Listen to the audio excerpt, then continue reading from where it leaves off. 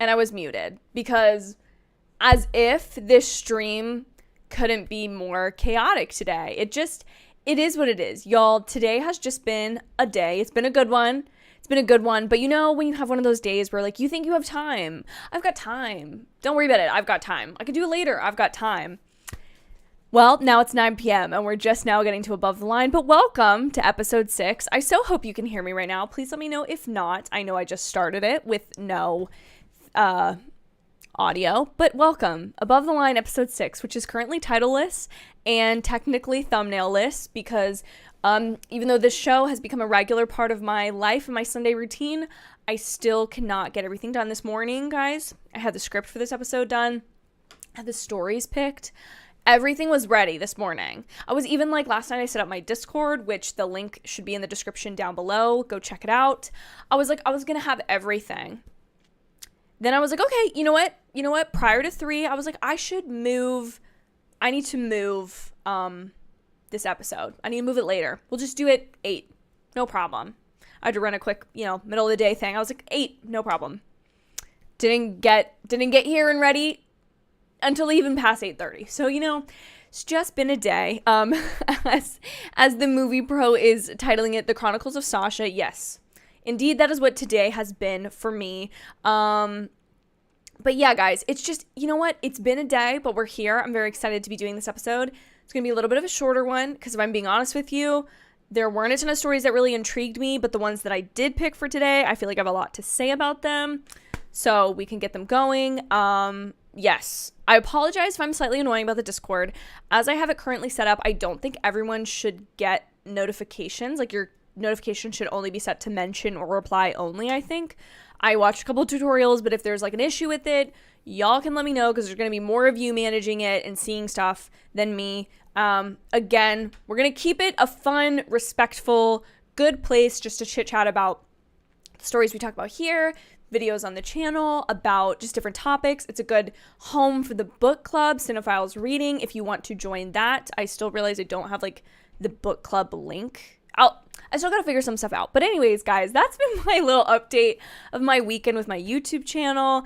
And also, just in case you missed it, because this is the first time I'm doing one of these, I think in a long time, that I actually have a video up, which is insane to say. Because there was a time when I was posting like almost every day on YouTube a video. And now here we are to when, to where I'm struggling to even, do a weekly live stream that I set the schedule for. Anyways, apologies. I will give you a heads up in advance for next week. That one is also going to be a late stream. But again, I have a little bit time more to prepare.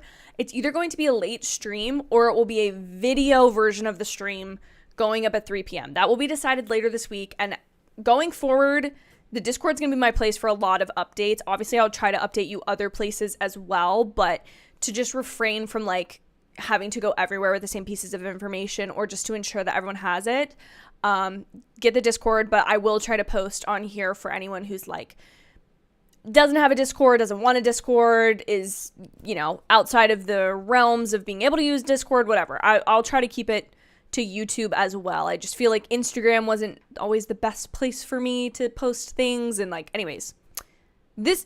sorry, this was a lot of information, but welcome y'all to Above the Line episode 6. I'm going to go ahead and get started because I don't want this to be too long of a stream. Because if I'm being perfectly honest with you guys, I have some hardcore plans for me and myself to watch the Hunger Games tonight because that's all I've been thinking about the past couple of days. And I just really need to let myself. I'm in my rewatch era, okay? I'm rewatching stuff. I'm rereading stuff. I'm re-listening to stuff, okay? That's just where I am right now. Let's get into our first story of the day, which I, for one, was incredibly excited to see this story. And the story is that Willem Dafoe, Norman may not be on sabbatical forever, guys. So the story that we have for you today, which I just realized I forgot to put the links in the description, but they will eventually be there if you're catching this on the replay. Hi, go check out the stories down below. Willem Dafoe has kind of come out in a recent article, which I have the Deadline article as kind of my point of reference that I'm going to be pulling his quotes from, where he discussed the fact that he would be open to returning as Norman. What the heck is his last name now? Literally, the company is named after them. Guys, anyone want to help me about what Green Goblin's real name? Norman. This is so embarrassing. Anyways, probably says it in this. Norman Osborn. I'm a professional. I self-elected to do this story, and I didn't even get Osborn.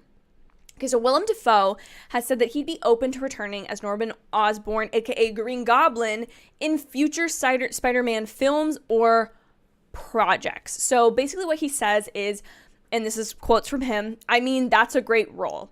I like the fact that it's a double role both times, 20 years ago and fairly recently. Both times were very different experiences, but I had a great time on both." What I thought was super interesting about this story is not only, of course, Willem Dafoe's performance as Green Goblin is iconic. It's great. He's fantastic in the role. And I love like a dual personality. It's a Jekyll and Hyde type of thing. Honestly, it just never gets old. And the fact that this man travels universes and has the same deep, visceral hate for Peter Parker, like that's something that needs to be respected, okay? Like that's a commitment.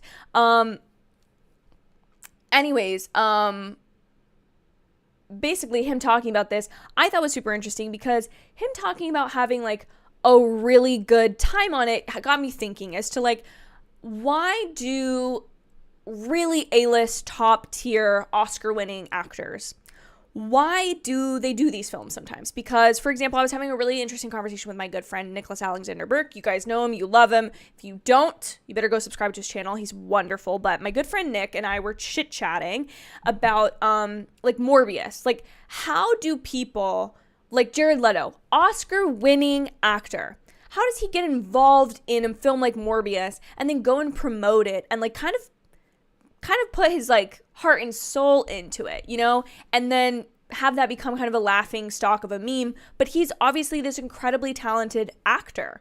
It's just that the film itself kind of flops or something, which obviously is not the case for all or even most of these superhero movies. But it's kind of like it's definitely seen as like lower brow content or media. And I'm sure it's for some people, Martin Scorsese, not to bring that conversation back up, but there's a lot of people who don't necessarily like these films, and I don't think there's anything wrong with that, even though I'm one of them that is on the polar opposite side of the spectrum in terms of loving these superhero films.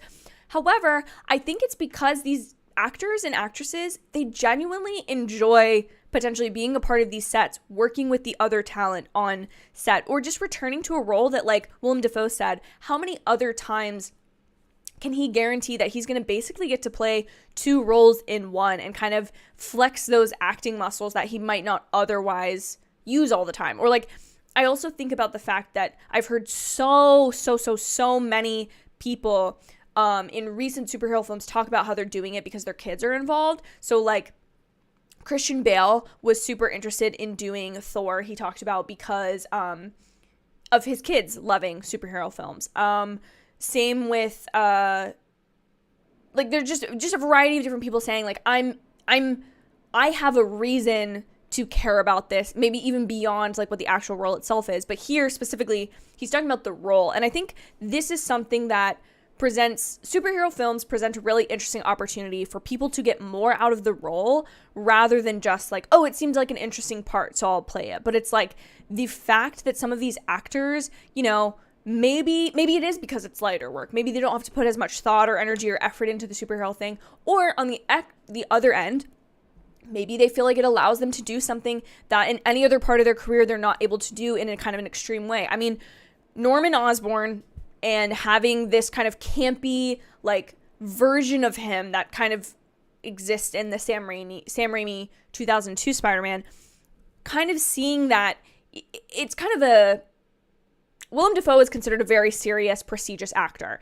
and he gets to kind of push the boundaries of camp and his abilities of like campiness in his performance in this role. So I just think that's really interesting. Maybe there's not much more of a story. I don't know, but again, to quote him again, he said when getting the call about No Way Home, he said, I got the call and was immediately open about coming to do this. Not without nerves, you know, what will it look like and what will the experience be, but to get to show up with beautiful, talented, creative people and play together, it's just like, yes, it's fun and exciting. Oh, wait. Did I read that? No. Okay, that was a lie. Sorry, that was it. I'm flopping so hard at my own show. That was a Tobey Maguire quote. But anyways, I just think the moral of the story here is that actors like to do fun projects, okay? It's not always about an award or whatever. It's them getting some type of personal enjoyment. And I think that's super interesting in the context of superhero films, that there are people who would rather make these movies or choose to do a future version of this movie rather than something else, or just open to coming back in these roles. And then also, I would be very much in love with seeing Willem Dafoe's Green Goblin return at some point, in whatever capacity. I would love to see an animated version of him in Across the Spider-Verse. But what are your thoughts on that, guys? Sorry, I really butchered that story. I really didn't do a great job. I pulled the wrong quotes, but that's okay. That's okay. Let's see what you guys had to say.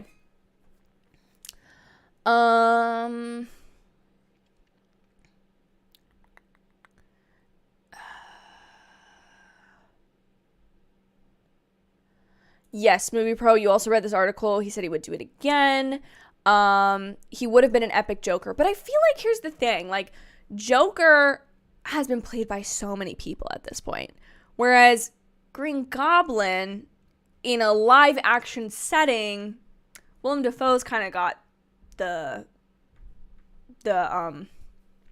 what do you want to call that? He's the guy, right? Like, why would you want to go and be a version of the Joker that everyone else has been when you can be Norman Osborn and have this character who's so, like, deeply guilty about the horrible things he does, but does bad things in a different way, as this, like, billionaire guy that, like, doesn't necessarily care about his son, but then he has this, like, evil entity that's always trying to, like, corrupt him and self-sabotage. And, like, I just think that's so, I personally think, even though I love a twist on the Joker, like, I just love seeing that done.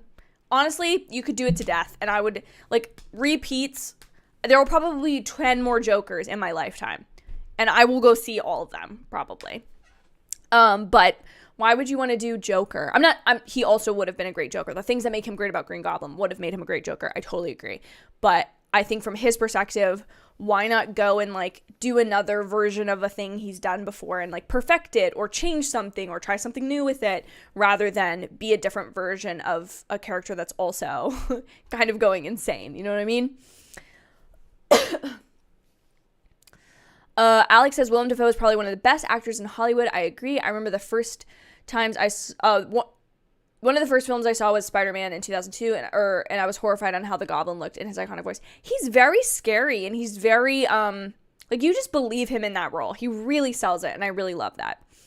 123 Rock Fan says, kind of connecting, talking about characters or actors playing specific characters because it means something to them or their family, or they just think it's fun.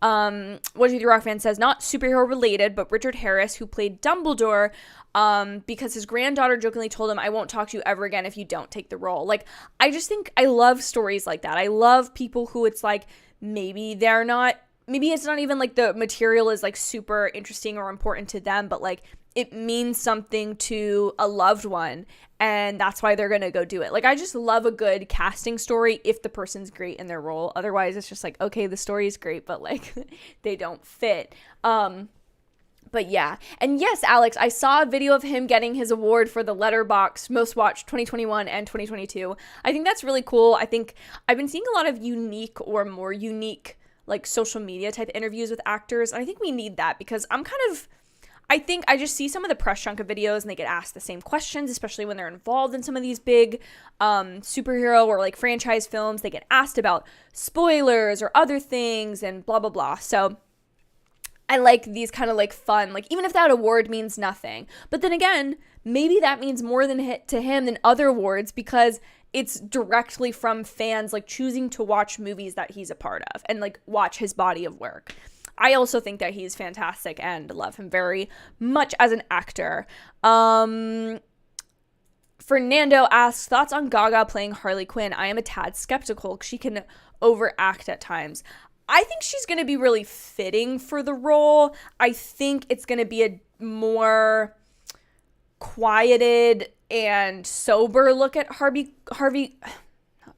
Harley Quinn rather than Margot Robbie's portrayal of her, which is often kind of comedic and like she's got the like New Jersey kind of New York accent thing going on. I'm very much for it. You're very right. It could flop. She could overdo it. But I'm very much excited to see her. And I also think I thought she was incredible in Star is Born, and I think if she's doing a little bit of a subdued thing here, that'll be interesting. I think the only thing I just don't want it to be is like a repeat of something else we've seen with the same, like I just don't want her to see, I don't want her to do the Margot Robbie Harley. Oh my gosh, I've had 2 coffees today, but I'm acting like I've had nothing, no caffeine. Guys, I can't today. Alrighty.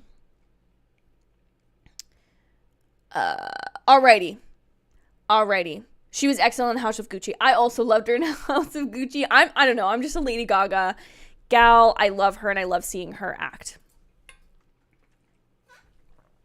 All right, moving on to our next story, which is our box office roundup for the week. And it was Shazam, but let's talk about it. Let's like dive into this a little more, okay? So Shazam opened number 1 in North America. So way to go, Shazam. You won the box office weekend. But it opened with $30 million, which I think was closer to what, I'm going to check my notes now, but I think that might be like what Magic Mike opened with, Last Dance. So Knock at the Cabin was $14 million, but that all takes place in one setting. So, okay, cheaper. Lesser known actors in that one. Ant-Man won with $32 million, so it's less than Ant-Man. Okay, so definitely, I don't know what I was talking about with Magic Mike. Again, this is the chaos stream. Not chaos magic, Wanda. Chaos. However, what's interesting about this opening with $30 million. So it opened number 1, it got $30 million. It was projected to make 35 to 40 million. So we're already below those expectations, which is a little rough. So let's talk about why that might be. Its predecessor also opened with $53 million domestically. And I'm talking all domestically here. This is all domestic money, so not globally. So it's not horrible, especially when you compare it to like Ant-Man, which did open about a month prior. Okay, so people are maybe back to going to the theaters, but here's my biggest thing with this film. I haven't seen it. I haven't seen the first Shazam. Okay, my only understanding of Shazam is some kid yells Shazam and they're powerful. They have the power of the gods, okay? And I know that Black Adam also says Shazam and they got their magic from a wizard. And that's what I know. Okay, that's my understanding. I also think, if I'm correct, Shazam and Captain Marvel were originally the same character in the comics and then kind of like split off their own ways. I think, not 100% sure on that, but here's the real reason I think that this didn't do well. Number 1, which I think some of you are getting to, Movie Pro, I see your comment, is that DC kind of doing its whole refresh thing. What is the point of going to see a movie like this if the character could get rebooted, the information could not be relevant, unless you're like super interested in the actual story of it, which gets to my next point, which is that I don't usually complain about trailers. Like I've seen a lot of people in my couple years on YouTube complain about trailers, spoiling things, giving too much away, doing whatever. I've never really been that person other than like agreeing that like, oh, the way that Spider-Man No Way Home was handled, I think is kind of a masterclass in like how to market a movie without giving everything away or like giving much of a lot away, actually. Shazam though, and again, I haven't seen the movie, so I'm not sure that I'm correct on this, but the trailer plays like it is a beat for beat, like almost like that was the sizzle reel they showed the studio to be like, this is the movie we want to make. Like those feel like the plot beats and important plot points that are like the key parts of the movie. So what? Why would I want to watch a movie that I feel like the trailer has already given away. I don't know. Again, this could just be my perception, but it felt like the entire movie was given away through the trailer. I just really got that sense. Could be wrong, but I think, again, with what you guys are saying, in combination with the feeling that, like, this isn't a Black Adam. This isn't Superman. It's not Batman. It's not even the Flash that's kind of been built up towards. This is a character that's not really a part of the Justice League. He seems very separate. Again, I'm an outsider on this, so take my information with a grain of salt. But I feel like if this isn't used as the benefit of a connected universe is getting a film like this to do better because it's a part of a connected universe and you feel the need to go see it, which some people agree or some people like about connected universe movies and some don't. Like, some people feel like it's too much work to go see every single Marvel movie and watch every single project. I think that's a fun game that I like to play. Like, I like to be a part of it. I like to do all that stuff. But with DC having this, like, unknown reset button, as much as they don't want to be like, it's not a hard reset, I think there's definitely, like, a perception that, like, that's gonna go on. And I really feel like the trailer for this movie gave way more than it should have away. Like, there's so much about it that I feel like they could have marketed it as just the comedy side, which is how I remember the first movie being presented. And there's also, like, it seems like there's, like, a million different characters. Again, could be my perception from the fact that, like, his gang of Shazam people, there's the kid version of them and the other, like, the adult version of them that's, like, superpowered. But that feels like way too much. Again, I don't know if half those people were introduced in, like, the first movie or not. Again, I can't give that type of insight. But what do you think? Why do you think that Shazam flopped? I also think, and this is something that I think is, I don't know if this is a good thing or not, like, this would be the kind of movie that, like, I don't know, maybe you stick a cameo in just for the hell of being like, hey, there's something to go see this movie for, which, again, I know some people feel like is a really misleading marketing tactic. Some people don't like that, but I'm just thinking, like, if you have all these tools at your disposal as a studio, would it really be that difficult to go shoot, like, a throwaway bonus scene cameo with, like, I don't know, somebody random and, like, never have to do anything with it but just, like, stick it in there? I'm just saying, like, I'm not necessarily for that. I'm just saying, like, it feels like something you could very easily do to drum up some more intrigue about your film, especially when it seems like it might have needed it pretty badly. But again, if anyone's seen Shazam, Fury of the Gods, without spoilers, let us know. Was it good? Was it worth seeing? Do you understand why it's flopping? Do you feel like it's underhyped or over, whatever? Anyways, all right, let me get to your comments. Movie Pro says, everyone was hesitant mostly because DC starting a new timeline with James Gunn, also because John Wick 4 is going to crush it next week. That is true. That is true. Again, I am the kind of person that, like, if I want to go see a movie, I will go see the movie. But I think there might be some people who might be like, well, movies are expensive. I'm going to hold out and wait to go see this other movie and save my money to go see this other movie that I know I want to see, which is John Wick 4. Francis says, the results of Shazam illustrate, to me anyway, the decline of interest in this genre and the growing fatigue. The first wasn't huge either, but it seems superheroes rely more on reception nowadays. I mean, I definitely think you have a fair point there. I think that if you're going to go see a superhero film, because here's the two camps. People who never watch superhero movies and people who watch every single superhero movie or in their respective universe that they like to follow, they're going to go see all of it so everything makes sense. Those people, take them out of the equation because they're either going to go or not go to this movie regardless of anything. But I would agree with you that there are people in the middle that when there are enough superhero movies, the genre is delivering constantly, you're going to watch the one that people say is good. So I agree with you there.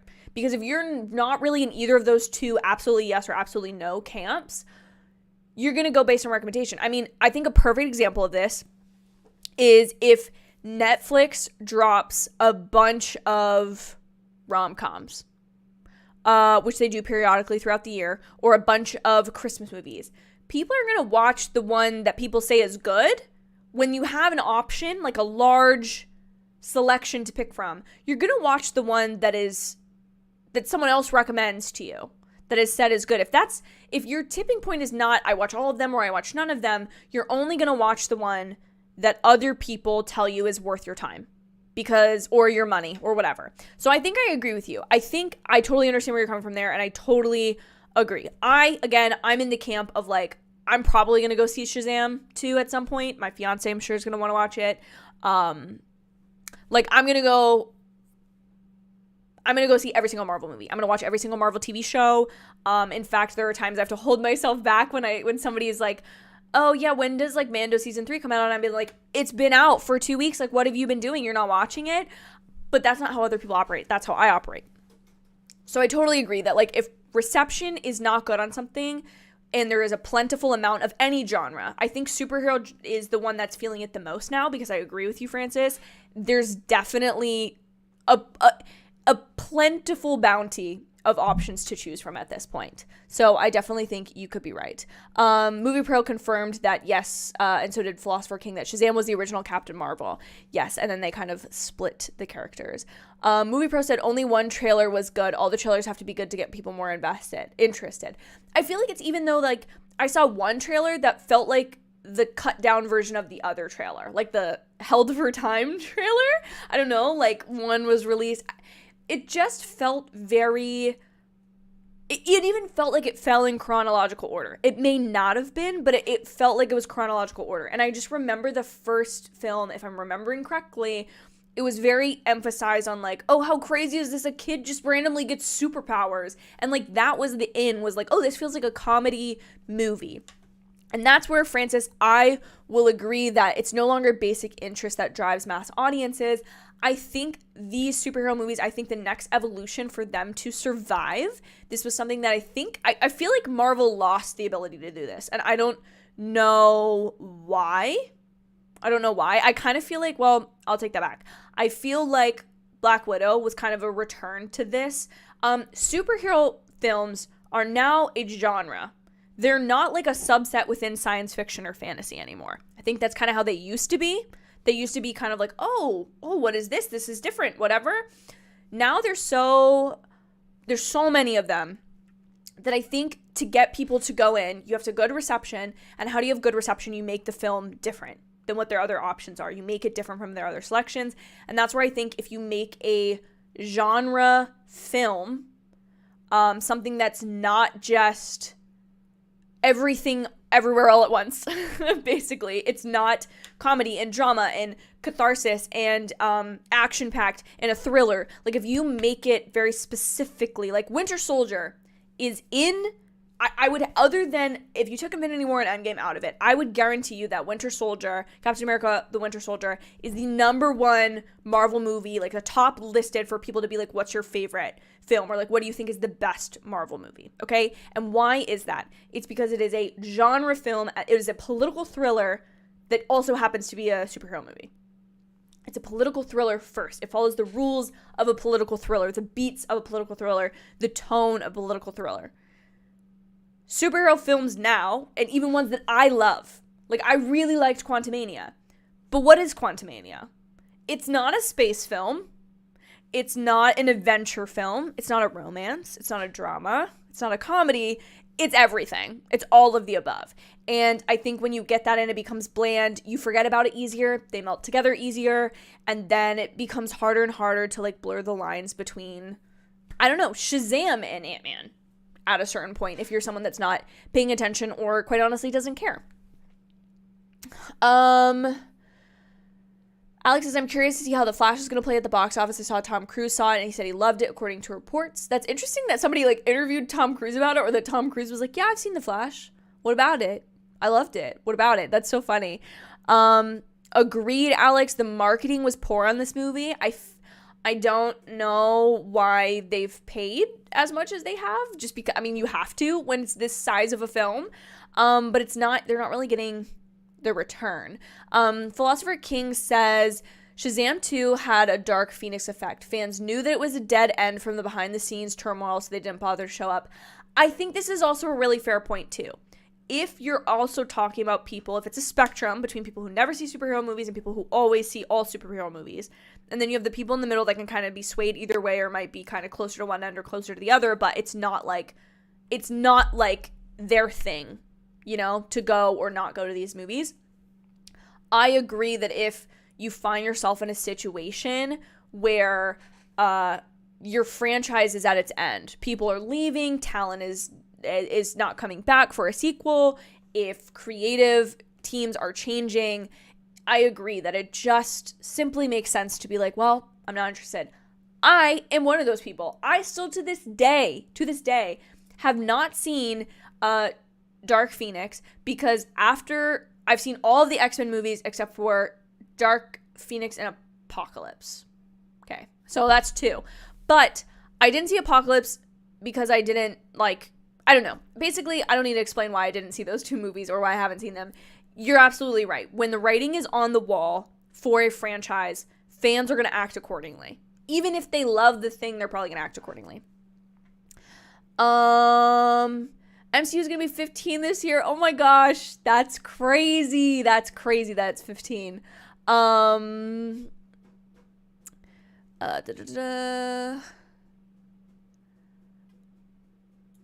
2's box office suffered from the fact that it won't have a future of DCU going forward. Totally agree. Swirlybird saw it though, loved it, and definitely recommends. And this is the other problem, is if people don't even show up to a film, maybe it doesn't even have to be bad, because I haven't even heard bad reviews of this film. All I'd heard was people being a general consensus of the trailers give too much away, and kind of this other well, I know that he's probably not going anywhere. Zachary Levi's old enough that by the time they want to make a Shazam 3, why not just reboot it with a new younger guy if they're going to keep Shazam in their new universe? Agreed. I feel like Shazam was meant to be the Ant-Man of the DCU, the DCEU, the DC Universe, DC film franchises. That was the impression I got of it's more of a comedy. And I just feel like then it's interesting too that they both have sequels come out early this year. But I feel like Paul Rudd is more beloved than Zachary Levi or any of the other talent connected to Shazam. Not that I don't like Zachary Levi. The man gave us Flynn Rider, and we should forever be in his debt for that, okay? However, I don't know. I feel like I don't want to be oh, this is so obvious that this movie was going to fail, because that's super easy to say in hindsight, and it still didn't fail. It's just not really profitable for them. So there's that. Alex also said the Shazam 2 feels the same as the first one. It has the same charm, but the plot is cliched. Okay, so everybody here is saying it was fun and silly and had a good time. And I agree, from the usually dark DC films, but I think that also makes it stick out more like a sore thumb compared to what's clearly popular and what works and what's done better for DC, which is the Dark Knight trilogy, which is the Joker, which is the Batman. I'm super excited to see Rachel Ziegler in Songbirds and Snakes. In fact, The Ballad of Songbirds and Snakes, which if anybody doesn't know is the prequel to The Hunger Games, I really want to read this. This will probably be a pick for April book club. I'll save it. I was thinking about going and getting it from the library, but I don't need to do that. I'll save it for a future book club vote. And of course, use the Discord for any suggestions or recommendations there. Francis says it's also by association, the knowing of the taste by this point. I think people just want to see some new flavors added to the meal. Totally agree. Or just ready to change the meal in general. I see more of the latter. I think it's really, again, I'm never surrounding myself necessarily with people who don't like superhero movies, or I just won't talk to them about superhero movies. So I don't know what other people who don't religiously watch these movies basically. I love my little Marvel bubble. I don't care if the whole world hated Marvel. I would still love it.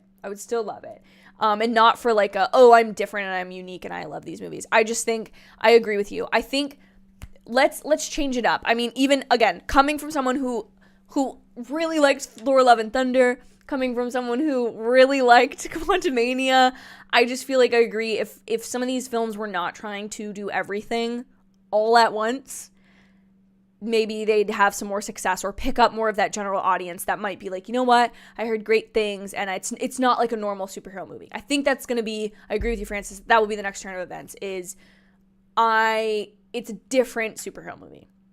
And oh my God, Brian, thank you for the super chat. That was so kind of you, my friend. I hope you are doing well. I was just going through my email the other day and saw your emails about inviting me on the film fragments, like months ago when we did it before Wakanda Forever. And that was just such a fun podcast, guys. Please go listen to Brian's podcast. It's fantastic. I highly recommend. But Brian says, Shazam 2 is very disappointing. Lacked the charm and spark that the original, so we've got differing opinions in the chat, guys. You're gonna have to fight it out about this one. It all felt very off to me, but definitely a slight step up from Black Adam. Okay, so you liked it better than Black Adam, but it wasn't as good as the first one for you. I, again, cannot give my opinion on either of the Shazam films. I don't want to yuck anyone's yum, as the kids say these days. If you loved it, I'm happy that you loved it. If you didn't like it, I'm sorry that it didn't work for you. But Brian, thank you so much for that super chat. You're so kind and thoughtful, and I appreciate it more than you know. So thank you so much. Guys, I'm going to move on to our last story of the day. And then we'll probably call it a night because why not? So our third story today is Guardians of the box office. So for those who might not be aware, for 3 years, no Marvel movie aired in China. China has a list of about 25 foreign films that get into their theaters every year. And for 3 years, Marvel was almost on like a shadow ban, if you will, of this list. I couldn't necessarily find a reason explicitly as to why this was the case. Part of it was these were years where there was pandemic. 1 year, of course, Marvel in 2020 did not release any content. Was it 2020? Or was it 2021 that didn't release? No, 2021's Black Widow came out. Okay. So 2020, no new content came out.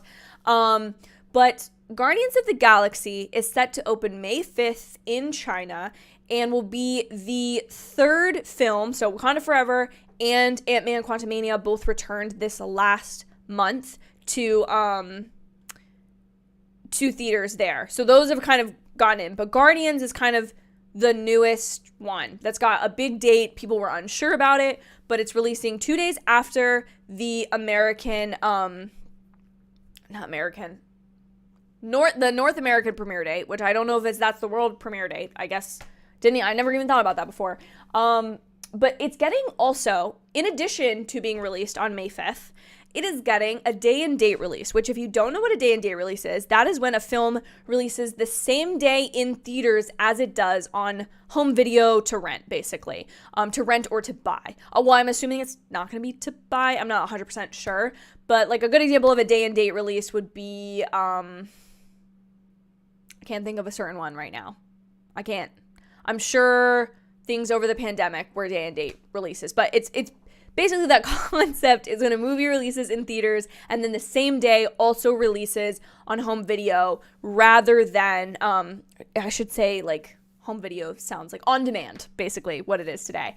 So that's very interesting. And what I'm specifically curious is that Wakanda Forever and Quantumania didn't necessarily, I don't know how much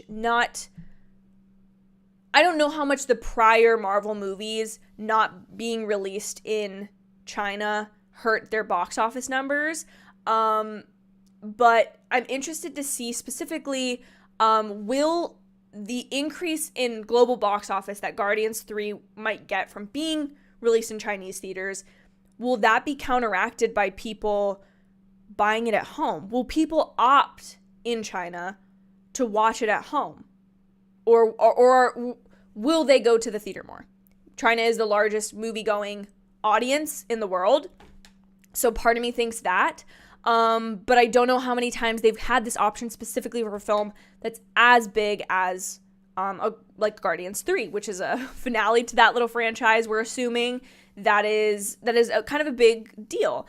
Obviously, the film's going to make money no matter what. Obviously. It's going to be a big film, and the fact that it's a day and date release, if they don't go to the box office, they're probably getting it at home. But I'm interested to see how that will kind of affect it. And this was the part of the reason I picked this story too, was it's the first time that I've seen a film as big as this one since kind of the pandemic days of things being released on streaming the same day as in theaters or whatever. I'm interested to see what that differs, if people are able to rent it in their own homes. Let's get to your thoughts though, guys, because that one's a little bit of a shorter story, I guess. Brian says, thank you for the kind word about the pod. Your episode is one of my faves. Thank you. I loved that episode so much. And I just love, Brian does a really great job of taking like a specific subject that's relevant to something else going on in the entertainment sphere and getting someone who's super passionate about that subject to talk about it. And yeah, I had a great time. Brian's the best. Brian, you're the GOAT. And happy belated birthday, my friend. I saw you get to celebrate your birthday in California right around the Oscars, and that sounds amazing. So happy belated birthday to you. Francis says, it's funny you say religious because it's ultimately, I feel, the mentality of loyalists or mainstream consumers, which is the obligation to watch it. That's why I stepped away, because I was feeling that way. I mean, that's fair. However, you could also take it from religious as like, it's something that you do consistently. But it could be because you want to do that thing. That's where I come from with it. I'm not saying it's not like, oh, I just love watching Marvel movies. Okay, that's ultimate. I mean, all of these stories today have been about superhero films. So obviously I care about the genre. I like the genre. And I just really, as much as I feel like I'm not trying to be a contrarian, I don't feel the fatigue, but I also kind of stick with Marvel stuff. So I don't necessarily consume a ton of other superhero content other than The Boys, which for me feels very different. And then when Invincible came out, I watched about half of that. And I don't know that I ever finished it. I can't remember. I feel like maybe I did. I don't know. But ultimately, you definitely have a point.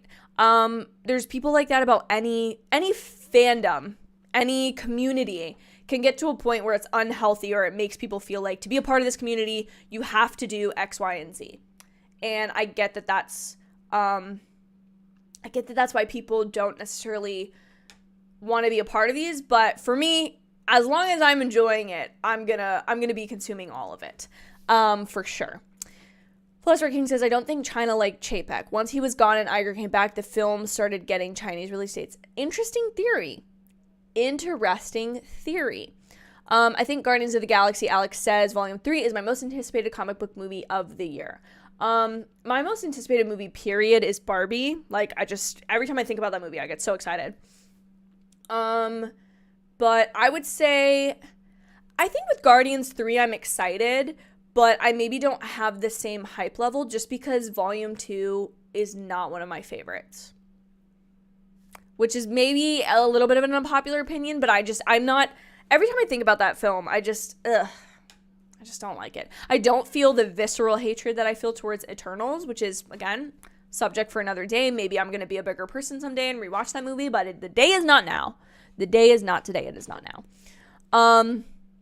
Swirly Bird, thank you. Perfect example. Dune had a day and date release of opening in theaters the same day that it opened on HBO Max. So that's a perfect example. Trolls was the movie that we all thought that should be a video essay. It's like when we thought Trolls World Tour was going to be the movie to end all theaters and movies forever because it was a day and date release and it set records for its video on demand sales and it was just insane. Francis says, it's the naiveness and blindness to the idea that perhaps the relationship we currently have to a product isn't how it was. Basically becoming mature and honest, how we feel about things. And I definitely think that's fair. Like, it's a hard thing. Let me come from personal experience here, not that anyone cares. I used to be a huge Doctor Who fan. Like, that was my personality 100% in middle school, was that I watched Doctor Who, this British show that none of my, middle school girl friends, pals, none of them watched it. I had a sonic screwdriver toothbrush. I dressed as the Doctor for Halloween. It was my whole life. My Saturday mornings were watching those episodes. I loved it. I had watched all of 9 through 11, and when the 12th Doctor came, I forced myself to like watch weeks of episodes that I did not like, I did not care about. And letting go of watching Doctor Who for some reason, I felt like I was losing a piece of myself, which you may think, Francis, sounds ridiculous. But when you let go of something that like has meant so much to you and has like defined your personality or your hobbies and whatever, there's definitely a feeling there of like, there's definitely a feeling or a want to keep it going and have it be exactly like you said, want to make it the way that it was before. However, I feel like I fall in the camp with Marvel where I feel like, okay, Marvel isn't hitting the same way that it necessarily did for me in phase 2, early phase 3, right? Like it maybe it's not the same, but also like Marvel in the very, very, very beginning pre-Avengers didn't hit that way for me. It wasn't until Avengers came out that I really got into these movies and this world. So I, as a fan, know that there's going to be projects that I'm going to be absolutely obsessed with, and there's going to be projects that I don't. I think here's the biggest thing that I feel like specifically for Marvel. I can't speak for all superhero films, but for Marvel, I specifically feel like the fans of Marvel, because there are so many Marvel projects with so many different characters that are tonally different, I feel like people are split. I don't think that Marvel fans will ever once again be like, these are our favorite movies. These are the best of the pile. Because I think it's so, especially when you get into the TV realm, that's kind of when people might only like Marvel TV shows. Like there could be people who are like, yeah, I loved WandaVision and Loki, Falcon Winter Soldier, but I'm just like not a fan of the movies. Which some of us who have been around for a really long, long time, watch all these movies come out, might feel like, well, but you're missing so much of the story. But it's, at the end of the day, movies, whether they're superhero ones, whether they're in a certain franchise, they're a subjective thing that are meant to be entertainment. And if you don't like them, nobody has to watch them. Like, but if you do, it doesn't matter if you like 5 of them. But I agree. I think there's definitely a feeling of like identity that I think people have with franchises that have been around for, as Alex, I believe, said, 15 or Movie Pro said 15 years, that have been connected stories and universes with actors that we've seen careers blossom from. I mean, if it's hard to believe now, but there was a time when Chris Pratt was in Parks and Rec, and now he's in everything. And I know that that's kind of become like the internet's favorite joke of like, there's always a Chris in something, and it's usually Chris Pratt. 10 times out of 10, it's going to be Chris Pratt. But like, there's definitely like a connectedness from a fan perspective to a series that's been around that long. But guys, that's, I think, where I'm going to leave this episode. Brian is also most anticipated for Barbie. Let's go. I'm so pumped. And Alex, thank you for the well wishes and for the compliment on the episode. But guys, that is our episode tonight. That is our show. Thank you for joining Above the Line, episode 6.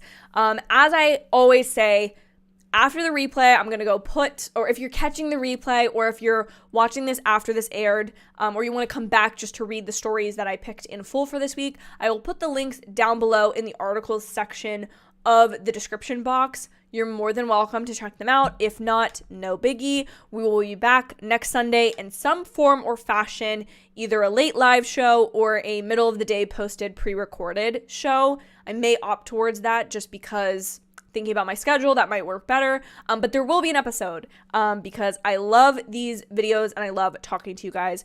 If you want to suggest stories for next week's Above the Line as they kind of come out, be sure to join the Discord. We have multiple different chats and conversations, and that's where I'll be posting a lot of updates if I can remember to, for videos and streams and yada, yada, yada. All that good information. Links are, of course, in the description below. And I so appreciate all of you. I love the conversation. There's some of you who have come back every single week of this, and I so appreciate it. Swirly Bird, Francis, Alex, of course, Philosopher King, you've been in several. I just so appreciate you guys. 123 Rock Fan, you guys coming back and interacting with me for the show has made the show 10 times better than anything I could have ever made it myself or ever dreamed that it would be, and I really appreciate it. There will be new videos coming soon as I can edit them. We're gonna aim for one a week, okay? One video a week, one Above the Line episode a week. We're gonna start slow. That's where we're gonna go. Thank you guys so much for watching. Have an amazing evening, and I'll see you in next week's Above the Line or on the next video. Bye, y'all.